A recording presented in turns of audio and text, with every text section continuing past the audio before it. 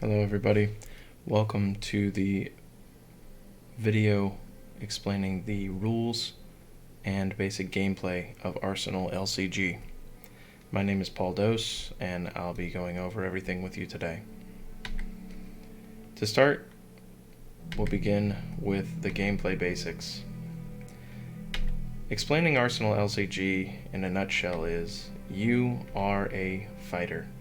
You utilize your deck of cards to compete against other players, utilizing their own fighters with their own unique deck of cards. Each deck is consistent with the same number of cards, at least pertaining to this event, but can be expanded upon in the future by players that wish to hone the deck's capability and make it better overall. This is an example of a weapon card. At the top of the card, you have the card name. The card name is listed here to also represent the offensive side of the card. That is also indicated by the sword on the left-hand side of the card. Immediately to the right of the sword, you have the offensive chain. This indicates how early or how late a card has to be played in a turn. Since this card is offensive chain 1, it can be played at any time, provided that you, as the player, are on offense. On the right-hand side of the card, to the farthest point, is the power. This indicates how much power this card gives the player during the offensive chain. In this case, the short sword is giving a player 2 power. On the bottom of the card, you have the defensive chain. This shows how late, once again, or how early a card can be played in a turn. For instance, this card can only be played as the second card or later on the defensive turn. And finally, on the left-hand side of the card, while the card is right side up, you show the block. This represents how much block the character gives you, or the card gives the character, during combat. On the left-hand side of the card is how much damage the card deals to a player if it is utilized as damage. We'll go over that further later. And on the right-hand side of the card is the charge. This indicates the overall value that this card gives a player whenever it is used during a combo. And finally, spirit numbers. There are four empty circles that are filled by numbers in the middle of the card, in the corners. These numbers are selected as the card is put down and contribute to bonuses that can be expanded upon in the future. As you can see, when you hold the card right side up, the sword is clearly visible, and all the indicators are visible to the player. Everything on the bottom half of this card is not needed during an offensive turn. On a defensive turn, you flip the card upside down, and you can clearly see the shield representing you are looking at the defensive side, and all the stuff, once again, like the offensive turn, underneath the shield and the block value is no longer needed during this phase of the turn. So, put simply, you can hold your hand right side up when you are playing on offense, and you can simply flip your cards over and hold your cards upside down when you are on defense. This makes everything very visible to players and declutters their eyesight, making it simpler for them to play the game. Next, we are going over card types. You have your primary weapons. Your primary weapons consist of swords, staves, and axes. These will determine also the character that you utilize during the game. Your character will also then elect for their secondary weapon, either shields, gauntlets, or martial arts. The third type of card is what's referred to as techniques. These are healing, charge, and gems. And finally, you have your ender cards. These are your most powerful techniques and are referred to as finishers, drivers, or flurries. There are also tiers to cards. Card tiers consist of 4 different types of cards that can be included in the deck. You have bronze cards, silver cards, gold cards, and platinum cards. Each of these are represented by a different card frame that is very clearly visible. Bronze cards will only have 1 spirit number on them, while silver cards will have 2 choices whenever you put the card down. Gold cards will include 3 choices, and platinum cards will include 4 choices. In any scenario, you are still only permitted to choose one of the 4 choices on a platinum card, one of the 3 choices on a gold card, or one of the 2 choices on a silver card, and you are locked in on bronze cards. But let's go over what spirit combos are. Spirit combos consist of 2 different types. You have pairings to start with. Pairs mean that when you play the card in succession with each other, they are very flexible types of card types. You get to choose numbers as you play the cards, and you get bonus points for each card after the first card in a spirit combo for pairings. In this scenario, you have 2 ones, resulting in a pairing combo. If no other cards are played, this will result in bonus points for you as a player of +1 bonus point, meaning that your overall power in this attack will be not worth 4, it will be worth 5. Spirit combos also consist with pairings that are not necessary to be put in the correct order. In this case, it mentions back that flexible combo statement, meaning that even though the first card you played is a 1 and the second card you played is a 3 choice, the next card that you play can be worth a 1, and the next card played after that can be worth 3, meaning that you are able to, despite the fact that they were not played in any sequence, elect to have 2 pairings of 3. You still must clearly indicate which number you're selecting when you have multiple choices, but in this scenario, you get 2 additional bonus points as the player on offense, meaning that this entire combo values itself at a grand total of an additional 2 points. So you have 2, 4, 6, 8, plus 7, meaning 15 total power is being thrown with this attack. The second type of spirit combo is what's referred to as a straight. A straight is a very rigid form of fighting style. In this case, bonus points for straights are +1 point for every single card in the straight and an additional bonus point after that. In this scenario, since these 2 cards were played in sequence and you ended your combat phase, you could select 1 and 2, resulting in a 2-card straight, since 1 and 2 were played in the correct order. By this token, you would receive an additional 3 bonus value on this attack, meaning that you could receive a grand total of 7 power with only 2 cards. However, since straights are much more powerful, they also come with a very severe rule, which is they must be played in sequence. So even though in this scenario, all 3 cards listed feature the numbers 1, 3, and 2, they are not played correctly in order of 1, 2, 3, meaning that no bonus can be rewarded. However, if you have an option to play an additional 3 cards in this turn, you could easily salvage this to be 3 pairs as opposed to a straight attempt. Weapon card types.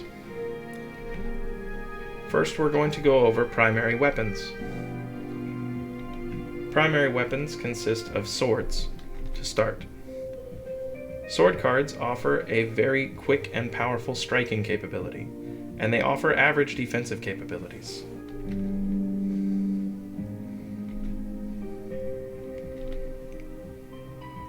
Next, we have staff cards. Staff cards, while they are not going to overwhelm you with power, are always defensively optionable and have the ability to quickly block and quickly strike.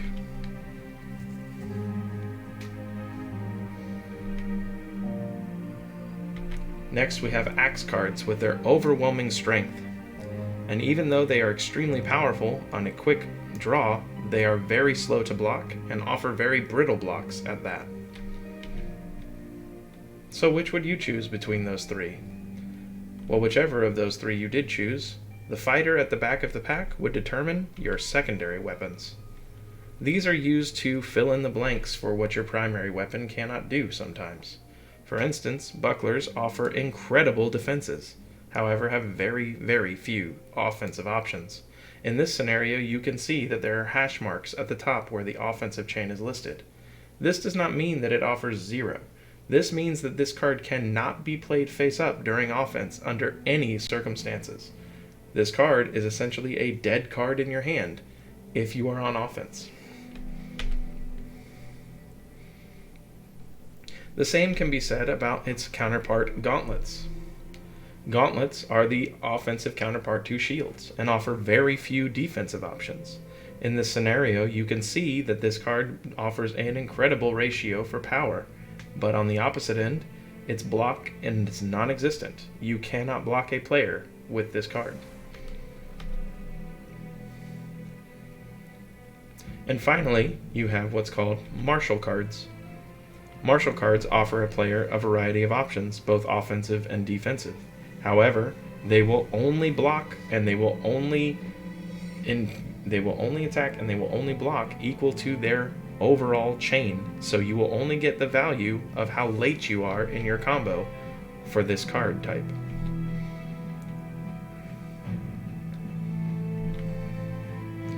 The next type of card that would be selected by your fighter are Technique Cards.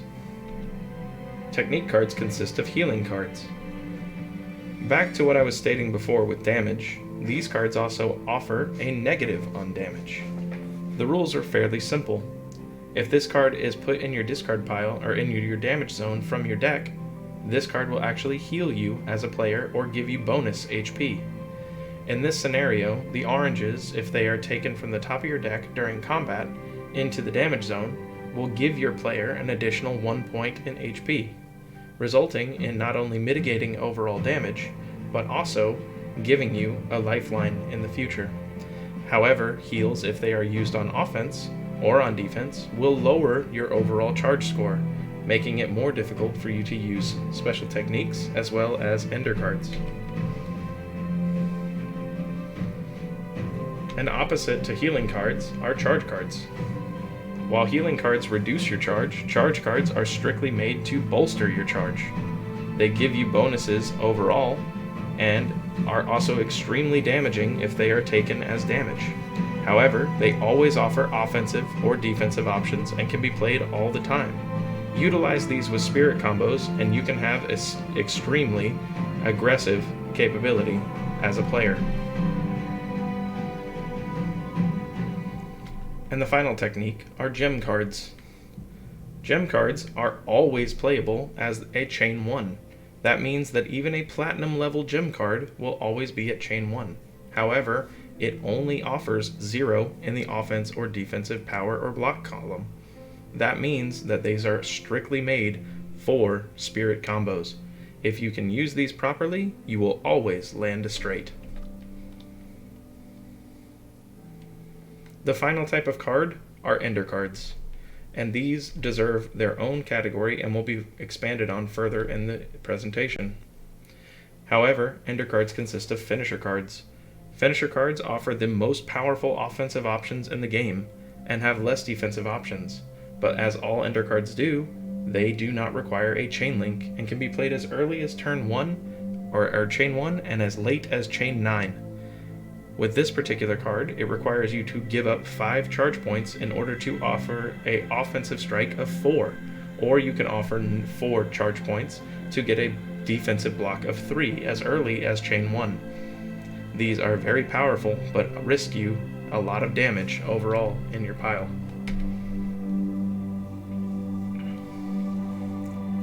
The next type of ender card is what's referred to as a driver card. Driver cards are used to bolster the power of a particular other weapon card. You must play them with a companion weapon card, and they allow you the ability to manipulate not only the power of that weapon, but also the spirit number of that weapon, as the driver's spirit number will be contributing to the combo, not the weapon's spirit number.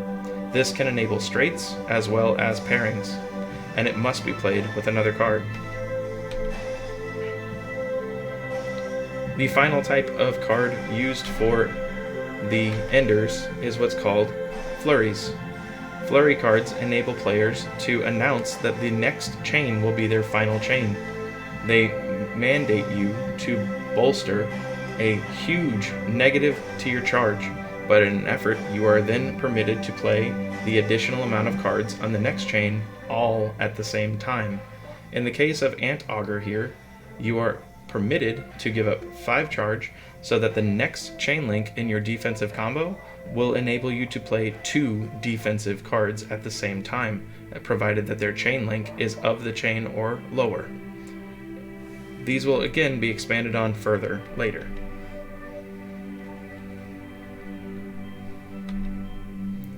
Moving on, we're going to go what's called the game board. This will give you an example of how to lay out your mat whenever you play, or if you are able to, acquire one of the mats for Arsenal LCG. And this is what they look like. The mat for Arsenal LCG is laid out as follows. In the top left corner is where your fighter card goes. Underneath that directly is where you list your damage involving cards that are placed there for damage. In the middle is your play area. At the top, you start with 2, then 3, and then 4. This will be explained later. And the charge is on the right-hand side. The charge is where you keep track of your resources, and directly underneath are the deck and the discard pile. Let's put our deck here and move on. Gameplay. I've laid out the mats on the next slide to indicate 2 players facing off against each other. These 2 players start with the opening hand of 3 cards. These 3 cards represent how many cards you can play in a turn for the first 5 turns of gameplay.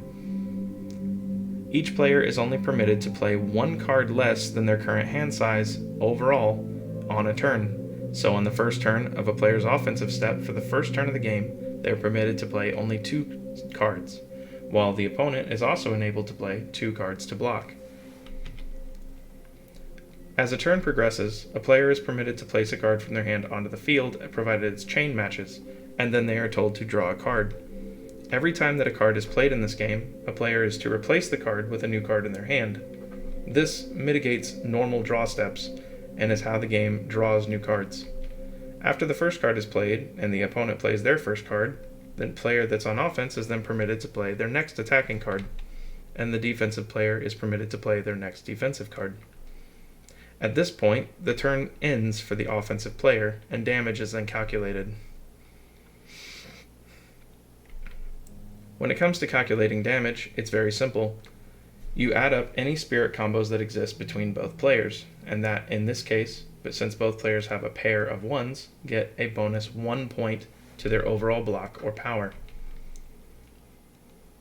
So, you just total the numbers.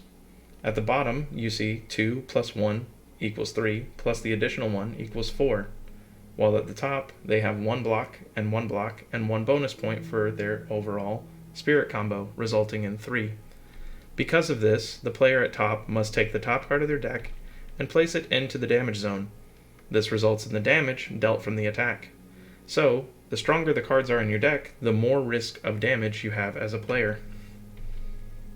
The cards after they are calculated for damage are then moved from the offensive zones into the charge zone. Since both players played the same level of cards, each player now has access to 2 charge points for future drivers or fighter abilities. Again, those will be gone over in another video.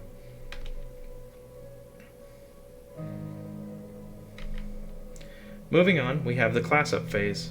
After both players have moved to an offensive phase, and the offensive phase moves back to the first turn player, both players are told to draw an additional card.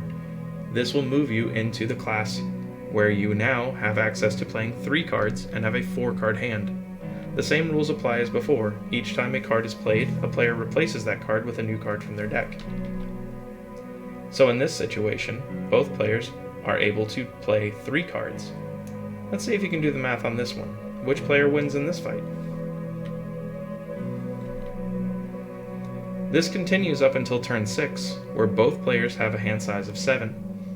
Once players have a hand size of 7, both players play 1 turn where they can play 6 cards, and then after that, both players play with up to 9 from then on out in the game, replacing their hand constantly. I apologize for the blurry images, as this is the first time I've made a video like this. Ender cards. This is going to be me showing you physically on a table how the ender cards are utilized by players. I hope that this assists and makes it a little less confusing for people realizing ender cards for the first time.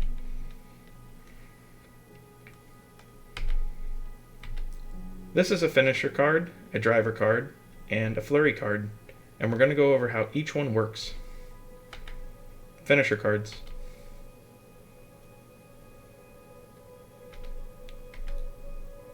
By utilizing the 5 total charge points in this person's charge zone, they are now able to play Artful Salute on offense. This would be played as a chain 1 card, giving your opponent only 1 card to utilize for block, and they would have to deal with 4 overall power. While no spirit combo is used in this situation, this can result in massive damage if the opponent is caught off guard. In the next scenario, we have driver cards. A player in this situation elects to take their 2 charge from their charge zone and place it into the discard pile, as they're playing their next card. They play the Short Sword and Howling Wolf at the same time. In this situation, Howling Wolf would change Short Sword's spirit number to be 1, and bolster the power of Short Sword to be 3 points. A point that I did not mention before is that driver cards are universal. They are played either offensively or defensively at all times, and offer very strong offensive and defensive options. The final type of cards are Flurry Cards. Flurry Cards offer a player the ability to bolster their defenses tremendously, but at the cost of being predictable to the opponent. At this time, a player options to play Ant Augur on defense by giving up 5 charge. By doing this, they've announced that on the next chain, they will be able to play up to 2 Chain Link 2 defensive cards. This could also intimidate an opponent into stop attacking, because a player can only play defensive cards if a player plays an offensive card. If the opponent elects to attack anyway, the player is then permitted to put down 2 shields at the same time for Buckler, meaning that they have now increased their defense overall by 4. They also receive a pair from the Ant Augur being a 1 and the shields being a 1, meaning that your overall combo is plus 1 point in addition to a bonus 4 points on block. This results in you having 5 total defense with only 2 cards that would typically only be offering 4 defense overall. I hope that this video was helpful and aids everybody in understanding the benefits of Arsenal LCG and how everybody is ready to choose their weapon. I really can't wait to see everybody at the convention, and hope that this video and others like it will help you make your decision. Can't wait to see you at the con, and have a good rest of the day.